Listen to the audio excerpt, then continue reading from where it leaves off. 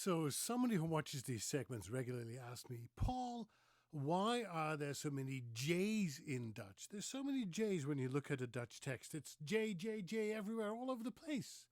Well, this is Paul pronounces Dutch words and names the way a Dutchman would pronounce them, and I think that's a really good question. I mean, the Dutch don't see them as separate J's. That's the thing, because it's IJ. It's a combination of two things that are really symbolic, because a letter is nothing but a symbol, symbolic for one sound, one vowel, namely the I. IJ is just one letter in the eyes of many Dutch people. It's so much so that when we write cursive, we combine the I and J and we connect them. When you look at a Dutch typewriter or a keyboard, you can find that as a separate letter. Whereas when you look at an English keyboard, it's always I separated from a J. In Dutch, it's one vowel, namely A. Now, if you've watched yesterday's installment about the Dutch word for egg, A, you may have noticed something different. We spell the word A as in egg, E-I. So why is it not IJ? Well, don't ask me why we have two different ways of spelling the same sound. I mean, it happens in English as well. Look at the word for dike, for instance. Dike, D-I-K-E. When you look at old spellings of the word dike, it's D-Y-K-E.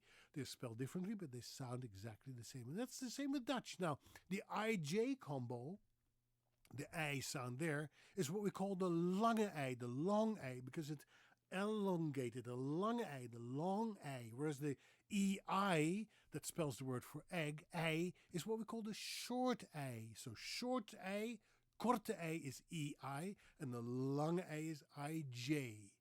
Yeah, and listen, it is something that makes Dutch interesting and special, I think.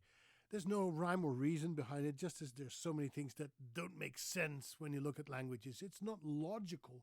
It's something that has grown and developed over time. So the big thing is to remember that the IJ combined as a I, as you see up there, A, sounds exactly the same as the EI.